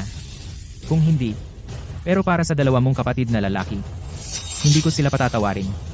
King Luan, maghanda ng kabaong. Hintayin ang aking utos. Nasaan ako? Patay na ba ako? Ate, ito ay hotel. Ako si Yang Yang. Bumalik na ako. Yang. Ikaw ba talaga si Yang? Ito. Nanaginip ba ako? Hindi, ate, hindi ka na naginip. Bumalik na ako. Sa pagkakataong ito, kung hindi ka iniligtas ni Lin Xuan, natatakot ako. Hindi na kita makikita muli. Lin Xuan. Iwan muna natin iyan. Ate, may magandang balita ako. Sa pagkakataong ito, hindi lang ako bumalik, kundi pati asawa ko at pamangkin ko ay bumalik na. Talaga? Nag-asawa ka? Totoo yan. Sinabi ko na sa kanila na pumunta sa hotel para makita ka. Gaganapin natin ang kasal kapag gumaling ka na. Unang beses ko makikita ang aking hipag at ang bata. Wala pa akong handa na regalo. Ang asawa ko at anak, si Leng Xuanyang, ay hindi materialistikong tao. Ganoon ka pa rin? Malakas magsalita tulad nung bata ka. Patriarka, ang kabaong ay handa na. Kabaong? Patriarka? Ano ang ibig sabihin ng lahat ng ito? Ate, magpahinga ka na lang mabuti. Iwan mo sa akin ang ibang bagay. King Luan, kumusta na ang investigasyon sa klinika? Natagpuan ko na. Mabuti. Bibigyan ko si Lin Xuan ng malaking regalo. Maestro, bibilhin mo talaga ako ng itong tindahan? Siyempre. Ito lang. Nasa napakagandang lokasyon ito. Bakit may magbebenta nito? Hindi ko ito ibinebenta. Pero ang nakasulat sa karatula sa pinto ay, Na kung may makakagamot sa sakit ko, ibibigay ko sa kanila ang klinika. At higit pa dyan, ipapamana ko ang sekreto kong teknik, ang kamay na pumipihit. at sa tingin mo Doktor Kang Milagro, hindi mo nga kayang gamutin ang sarili mo? Hoy! Anong ginagawa mo? Pumunta ako para gamutin ka. Ikaw, bastos na bata. Ikaw ang gagamot sa akin. Sa ngayon, wala ka nang higit sa 3 araw na mabubuhay. Paano mo ako nilait? Pipihitin kita gamit ang teknik ko. Totoo na hindi kayang gamutin ng doktor ang sarili niya. At sikat ka sa kamay na pumipihit, ayaw mo man lang tanggapin ang katotohanan. Sa loob ng 3 araw, maaari ka nang mag-ayos para sa libing. Ang aking Panginoon ay isang makalangit na manggagamot. Anong makalangit na manggagamot? Si Feng Huya, ang pantas ng medisina, ang nararapat sa titulong iyon. Isang batang tulad mo, hindi nararapat na tawaging makalangit na manggagamot. Ikaw ay nalason at may infeksyon sa dugo ka. Kung patuloy kang mag-aaksaya ng oras, wala nang lunas. Siya talaga ay isang makalangit na manggagamot. Ako ay isang bulag na matandang mangmang na hindi nakakilala sa isang tunay na maestro. Makalangit na manggagamot, iligtas mo ako. Inumin mo itong tableta.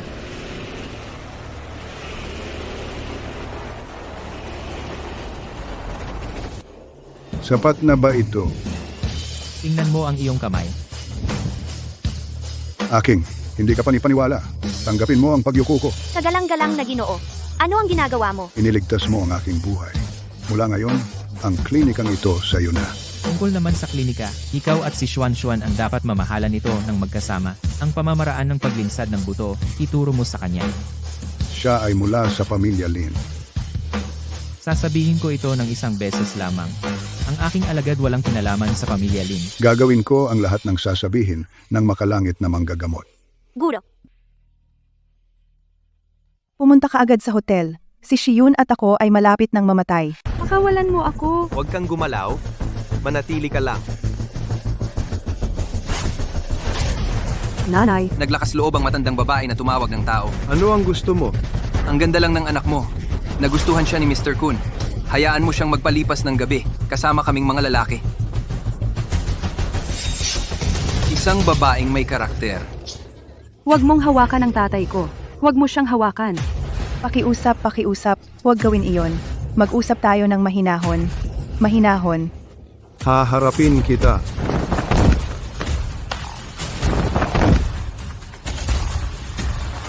Sino ka? Ako ay tao ni Mr. Kun. Papatayin kita. Sino ang maglalakas loob na humawak sa mga tao ko? Hindi nila nire-respeto si Mr. Kun. Saan galing itong asong ulol? Naglakas loob siyang tumahol. Matagal nang dominado ni Yang Kun ang Jiangbei. Hindi pa ako napahiya. Xuanyang, ano ang gagawin ko? Ano ang gagawin ko? Huwag kang matakot. Lahat ng mga taong nang-aapi sa iyo ay mamamatay ngayong gabi. Yabang lang yan. Mga pare, tapusin na siya. Sugurin siya.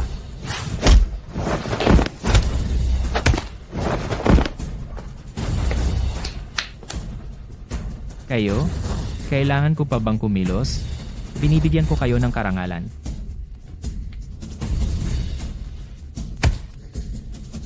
Humingi kayo ng tawad sa asawa ko. Ayaw mo bang mabuhay? Alam mo ba kung sino ang amo ko?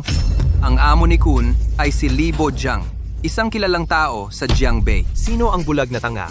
Sino ang may lakas ng loob na saktan ang mga kapatid ko? Li Bojiang. Amo, gusto akong patayin ng gago na to. Denia. Pasensya na. Ayaw mo bang mabuhay? Bitawan mo ang kapatid ko. Pasensya na.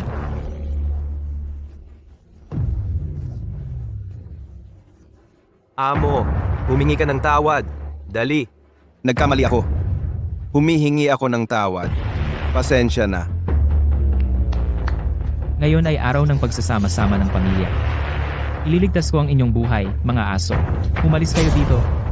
Kung hindi ako mag-aatubiling ipadala kayo sa inyong huling biyahe. Hindi pa ito tapos. Hindi ko kayo hahayaang makaalis ng buhay sa Jiangbei.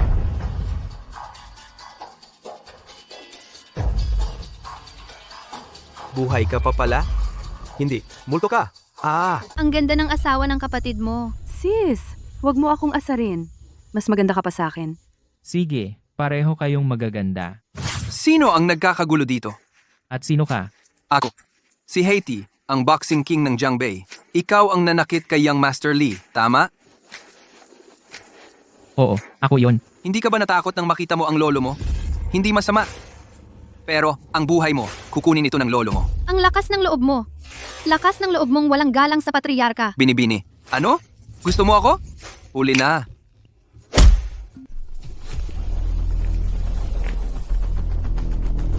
Oy, Zifeng, may seryosong nangyari. Nakita ko ang asawa mo. Anong problema? Tara na.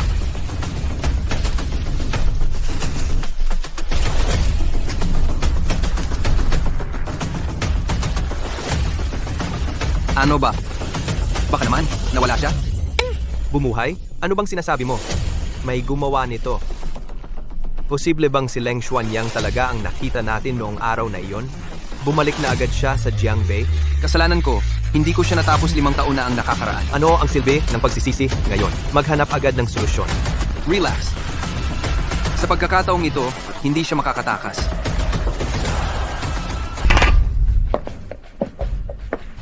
Sinuri ko na ang lahat. Ang nanakit kay Likun ay ang anak sa labas ng pamilya Leng. Ang nawala 5 taon na ang nakalipas. Ano ang sinabi ng malaking amo? Pinagbawalan ako ng malaking amo na hawakan siya. Kaya hindi nating ipaghihiganti si Likun? Si Haiti ay lumipat na ng panig. Wala akong maisip na iba pang makakalapit sa kanya. Oy, may naisip akong tao.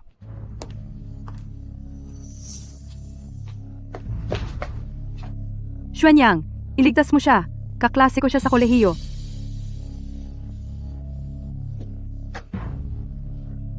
Ako si Chen Shiyun. Magkaklase kami sa kolehiyo. Ito ang asawa ko, si Leng Xuanyang. Wow, senyor mo ako. Salamat. Saan ka nakatira? Ihahatid kita sa bahay. May nangyari sa bahay. Wala na akong tahanan. Xuanyang, dadalhin ko muna siya sa hotel para magpalit. Hoy! Hoy! Si Leng Xuanyang yan! Dumalo ka rin ba sa reunion ng alumni? Reunion ng alumni? Oo, ang reunion sa kolehiyo. Ahaha, nakalimutan ko. Ni hindi ka man lang nakatapos ng kolehiyo. Tayo na. Puntahan natin ang mga dating kaklase. Tara, umalis na tayo. Tingnan mo kung sino ang dinala ko. Hoy! Hindi ba si Leng Xuanyang iyan? Narinig ko na 5 taon na ang nakalipas pinalayas ka sa bahay. Pumapayag kang bumalik? Hindi mo dapat sinasaktan ang pinakamasakit na parte o maglabas ng maruming labada ng iba. Anong klaseng basura ito? At nangangahas siyang tawagin ang sarili niyang kaklase? Bilisan mo. Hinihintay ka naming maglaro ng baraha. Hoy, huwag kang umalis. Manatili ka pa ng kaunti. Pasensya na. Wala akong dala na pera. At hindi rin ako interesado sa baraha. Wala ka lang talagang pera, di ba? May bangko sa ibaba. Pwede kitang tulungang mag-withdraw. Huwag kang mag-withdraw ng ilang daang euro. At pumunta ako ng walang kabuluhan. Ayokong mapahiya ng ganoon. Ha ha ha.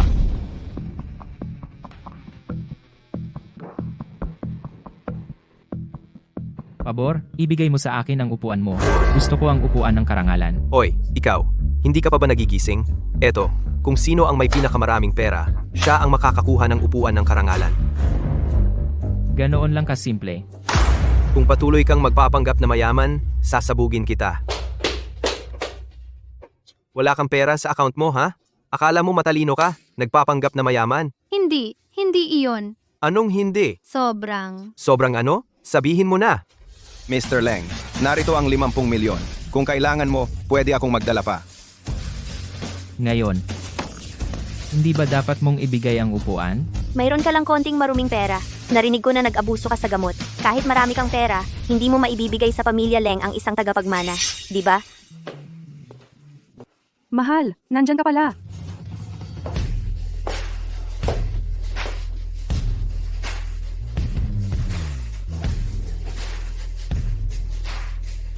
May date ako sa isang babae. Kaya kailangan kong paumanhinan kayo. Yang Master Chin, mas mabuting mag-focus ka sa baraha mo. Ang lalaking ito ay hindi malas sa babae. Anong problema mo, ha? Hintayin mo lang na wasakin ka ng pamilya Chin ko. Si Shiyun ay nakatulog na pagod siya. Sasamahan kita sa inumin, Ginoong Leng. Salamat. Ang Jinjiao na iyong ininsulto ngayon ay may napakalakas na taga-suporta. Ang kanyang tagapagtanggol ay walang iba kundi si Molong, isa sa 10 dakilang mandirigma ng Diyos. Takot? Sino kaya ang mas malakas? Siya o si Xingtian? Si Xingtian, syempre.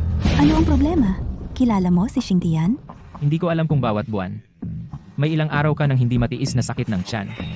Sabi ng mga doktor, hindi ka maaaring magkaanak. Paano mo nalaman iyon? Tapusin mo ang iyong inumin at magpahinga ka na. Lason ang alak na ito. Alam ko. Sino ka ba talaga? Ganito na lang. Si Xingtian ay aking alipin. Ikaw ang Grand Master ng Kunlun Clan. Alam ko na si Libojiang ang nagpadala sa iyo. Ito lang ay, binibigyan kita ng pagkakataon na magtapat ng kusa. Grand Master, humihingi ako ng tawad sa aking kapangahasan. Si Libojiang ay may malaking amo na nasa likod niya. Siya ay mahirap unawain. Mas mahirap pa siyang harapin kaysa kay Molong. Dapat kang maging maingat. Saan nagmula ang malaking amo na ito? Ang malaking amo ay parang dragon. Nakikita ang ulo, pero hindi ang buntot. Wala man lang nakakaalam kung lalaki ito o babae. Ngunit, sa ngayon, ayaw kanyang harapin. Sa ganoong pananaw, nagiging kawili-wili ito. Grandmaster, ang negosyo sa lugar na ito, Hilaga ng Ilog, ay handa na. Ito lang ay, ang lokasyon para itayo ang gusali ay hindi pa napipili. May kilala akong babaeng manghuhula na nakauunawa ng Feng Shui. Maaari ko siyang irekomenda sa iyo, Grandmaster. Isang manghuhula. Kagalang-galang na pari, ang kliyenteng ito ay gustong pumili ng lugar para magtayo ng isang gusali. Sana matulungan mo kami. Kung pumunta ka para humingi ng tulong, bakit hindi ka lumuhod? Hindi maraming tao ang makapagpapalugod sa akin. Ang walang galang. Ito.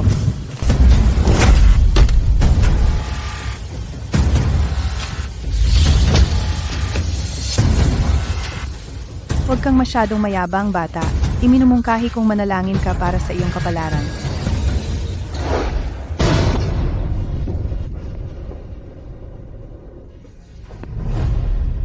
Kung walang magsasakripisyo para sa iyo sa loob ng 15 minuto, tapos ka na. Shiyun. Xuanyang. Xuanyang? Huwag kang matakot. Nandito ako. Tumahimik ka.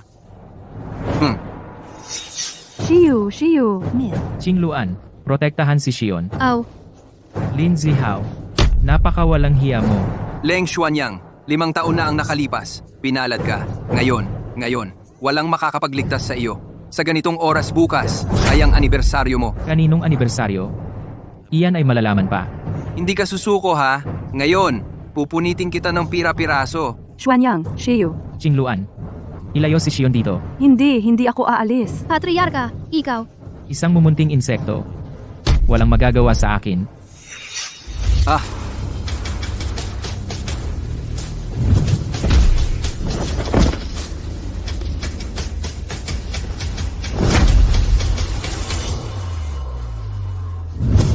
Narinig ko na ikaw at ang iyong kapatid na lalaki ang naglagay sa aking kapatid na babae sa isang sako. Sino ang may lakas ng loob na magpadala ng korona sa pamilya Lin? Ang sama ng kapalaran. Ikaw, buksan mo at tingnan kung ano ang nasa loob. Sino? ito ang pangalawang binatang Kinoo. Kuya? Kumuha ka ng doktor, bilis?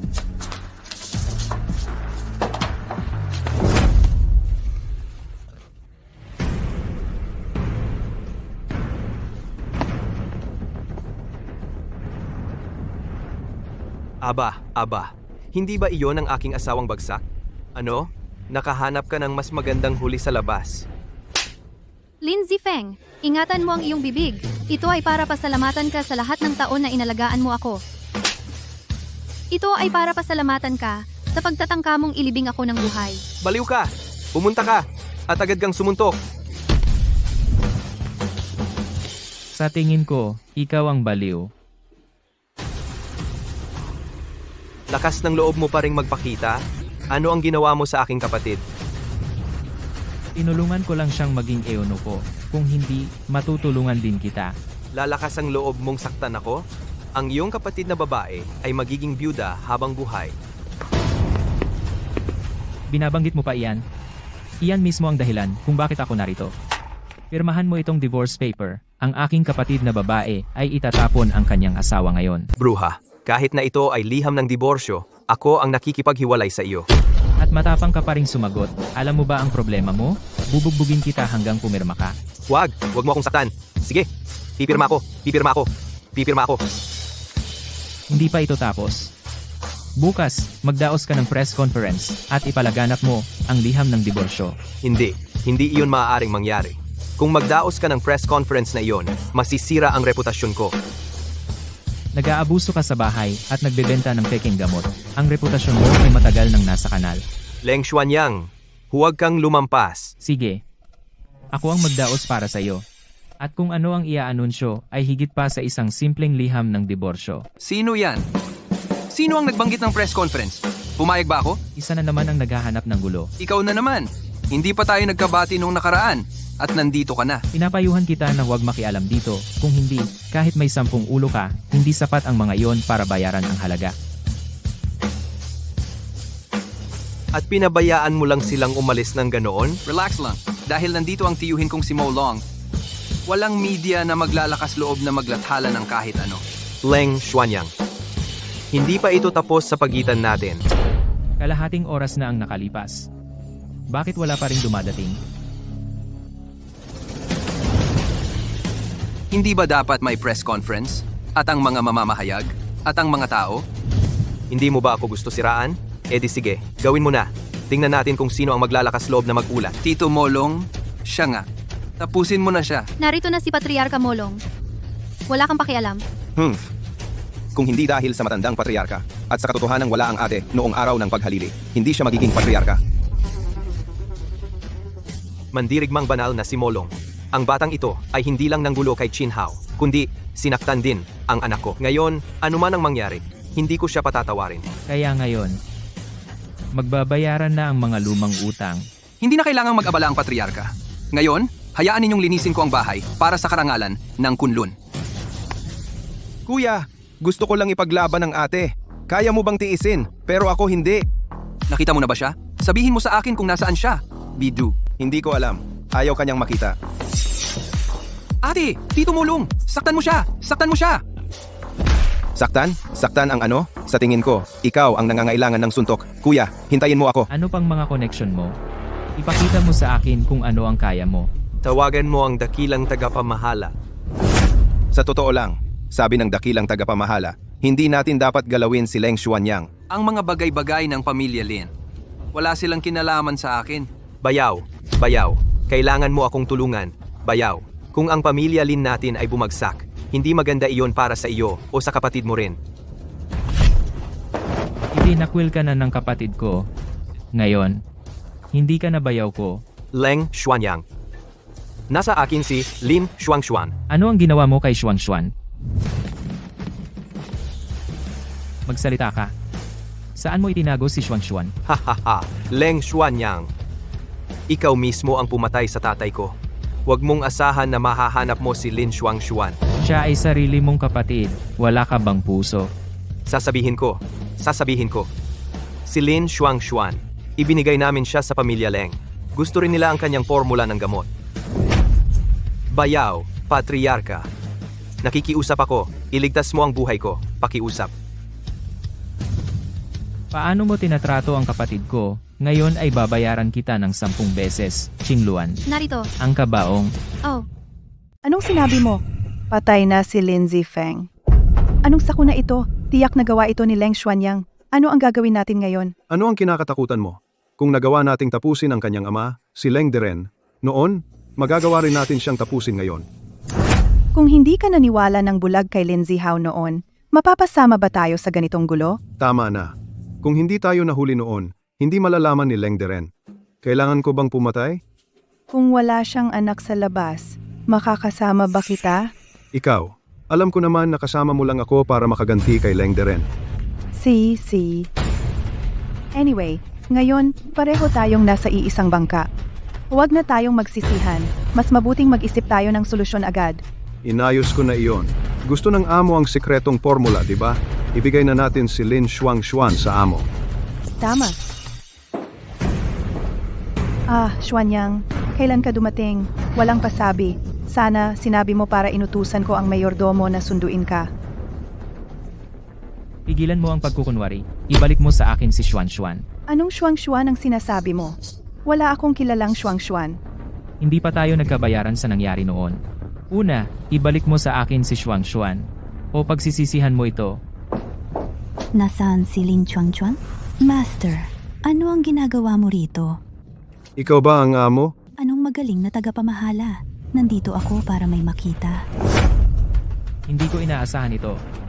Ang galing mo namang artista. Noong nakaraan, munti ka na akong mahuli sa iyo. Aw, bitawan mo ako. Noong nakaraan, gusto lang kitang takutin. Pampagana lang yun. Magsalita ka. Sino ang nagpadala sa iyo? Ang priestess ang nagpadala sa akin. Umalis ka. Tigilan mo na ang pagiging misteryoso. Leng Xuanyang, nagkita tayo muli. Priestess, magaling na tagapamahala. O baka, pwede kitang tawaging Zuke. Tama. Ako ang magaling na tagapamahala sa likod ng pamilya Li at Chin. Ako ang panganay na kapatid ng angkan ng Kunlun, si Juke. Imposible. Itinuring mo akong parang ina. Paano ka naging magaling na tagapamahala? Dahil kamukha mo si... Panganay na kapatid, sa wakas nahanap na kita. Huwag ka nang magalit sa patriarch. Akala mo ba mahalaga sa akin ang posisyon na patriarch? Hindi ko lang ito tinatanggap. Zuke, umalis ka ng bundok ng walang pahintulot at ilang beses kang nakialam sa aking mga gawain. Anong parusa ang nararapat sa iyo? Patriarch, dahil sa katapatan ni Xingtian sa iyo, patawarin mo siya. Mamalimos sa kanya sa aking mga tuhod, karapat dapat ba siya roon? Leng Xuanyang, lumuhod ka sa harap ko. Ginang, huwag kang walang galang sa patriarka. Ha. Kailan pa naging pwedeng paluhodin ng patriarka ang isang biyenan? Ginang, ano ang sinasabi mo? Sinong kasama mong nagkaanak? Ang bobo mo! Lahat ng oras mo ay sa pagsasanay ng sining pandigma, di ba? Maari bang? Shiyun, Si Chen Shiyun ay anak ko. Noon, nagalit ako kay Xingtian. At lihim kong isinilang si Shiyun. Pagkatapos ay ipinadala ko siya sa Jiangbei. Bienan, sa iyong harapan. Pakiusap, tanggapin mo ang pagbati ng iyong manugang. Hindi! Ikaw ang patriarka! 2 beses akong iniligtas ni Shion. May malalim siyang pagmamahal sa akin. Ang kanyang mga magulang. Natural, sila rin ang aking mga magulang. Kung hindi dahil sa katotohanan sa Lingguan Pavilion, nakita ko ang taling ni Shiyun. Ahem, iligtas muna natin si Xuangshuan. Sabihin mo, nasaan si Lin Xuangshuan? Wang Gui. Saan pumunta si Wang Gui? Hindi ko alam. Si Wang Gui ang nagtago sa kanya. Alam ko, Guro. walang hiya kang Wang Gui. Gusto mo bang tratuhin akong parang noong panahong iyon ulit? Huwag kang lalapit. Kung lalapit ka, papatayin ko. Papatayin ko siya. Lakas ng loob mo? Naghahanap ka ng kamatayan? Swan, mayos ka ba? Sasabihin ko sa iyo, Leng Xuanyang, hindi mo dapat biguin ang anak ko. Mayroon pa tayong hindi natatapos na usapin. Xuanyang, ang nangyari noon ay hindi lang kasalanan ko. At naglakas loob ka pa ring magdahilan. Kung hindi mo nilinlang ang pamilya Leng noon, hindi mapipilitan ang tatay ko na pakasalan ka. Paano namatay ang nanay ko dahil sa depresyon? Kahit ganoon, ako ang nagpalaki sa iyo. Salamat sa pagpapalaki mo sa akin. Xingtian, itali mo siya kasama si Wang Wei. Gagamitin ko ang kanilang mga buhay para parangalan ang aking ama. Oh,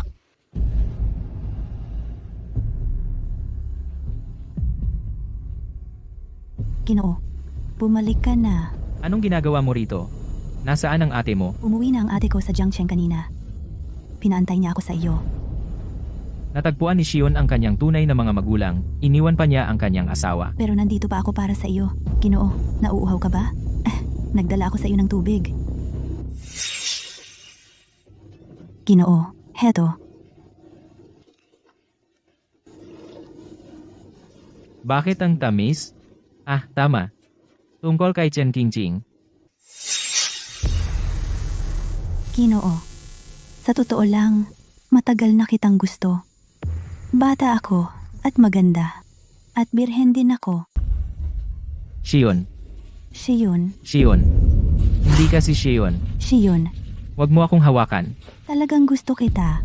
Xion, Lumayo ka, huwag mo na akong istorbohin. Kung hindi ka titigil, hindi na kita ituturing na kapatid. Xion, Yingluan, Patriarka? ihanda ang eroplano. Babalik ako sa Jiangcheng. Oh, 5 taon na. Oras na para bigyan si Xion ng tamang katayuan. Pagdating ng patriarch sa Jiangcheng, nagpatawag siya ng pulong. Dapat may mahalaga. Sana may mahalaga nga. Simula nang itatag ang 12 conglomerates na ito, ginawa mo lahat ito. Naiinip ako ng sobra. Sino ang naiinip? Dahil sobrang naiinip ka, bibigyan kita ng gagawin. Ayusin mo ang isang kakaibang kasal para sa akin sa Jiangcheng. Madali lang yan. Magaling ako dyan. 3 beses na akong ikinasal. Mga Ginoo, ang badyet ng kasal. Tinatayang 50 bilyon. Kung hindi ninyo magastos ang 50 bilyon, pupugutan ko kayo ng ulo. 50 bilyon? Ano? Mga Ginoo, may problema ba? Patriarch, huwag kang mag-alala. Mag-aayos kami ng isang ingrandeng kasal. At isa pa, ang damit pang kasal ay dapat kakaiba sa buong mundo. Ang kataas-taas ang Diyosa, dapat perpekto, talagang kakaiba. Narito na ang wedding dress. Bakit wala pa si Ching Ching? Nanay, hintay lang ng konti. Huwag kang magmadali. Akala ko, pagkatapos mong mahanap ang tunay mong magulang, hindi mo na ako ituturing na iyong ina. Huwag hawakan ang wedding dress ko. Ate, gusto ko lang tingnan. Anong tinitingnan mo? Paano kung madumihan mo? Oo nga, nasaan si Leng Xuanyang? Bakit ikaw lang ang umuwi? May mga gagawin si Xuanyang. Tigilan mo na. Malaking tao na siya ngayon. Bakit ka pa niya papansinin? Niloko ka niya, di ba? Huwag kang magsalita ng walang katuturan. Ang tunay na magulang ni Xion ay... Nanay, mas mabuting hayaan mo na si Ate Kingking na subukan ang damit. Ito ay limited edition national wedding dress. Kapag isinuot ko ito, mabubulag ka sa ganda. Oo nga pala, inimbita ako sa kasal ng isang misteryosong tycoon. Sabi nila gumagastos ang tycoon ng 50 billion euros sa kasal. Sino kaya ang babaeng mapalad para pakasalan ang misteryosong tycoon at maging nobya niya? Sa anumang paraan, hindi ikaw iyon. Kaya tumigil ka na sa pangarap. Manang, sinugo ako ng Zongzu para sunduin ka. Narinig ko na bawat mag-asawang sasali ay may pagkakataong manalo ng isang luxury car na nagkakahalaga ng daan-daang libong euro. Xuanyang, bakit hindi na lang tayo sumali? Anong silbi? Hindi tayo sasali. Hoy! Anong ginagawa mo rito? Gusto mo rin ba ng luxury car? Ako, kami, hindi kami sasali. Ayoko ng maingay na sitwasyon. Ayaw mo ng ingay? O wala ka bang lakas ng loob na sumali? Sa tingin ko si Leng Xuanyang ay hindi rin balak pakasalan ka, tama ba? Tama ba? Punong guro? Miss Shiyun, halika at subukan ang iyong wedding dress. Ito ay custom design ng master para sa iyo. Ang nag-iisa sa buong mundo. Ang Supreme Goddess Dress. Hindi ba sinabi mong hindi sasali?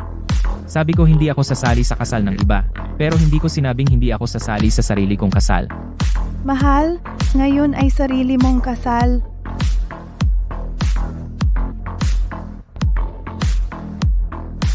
King Luan, ipasa ang utos.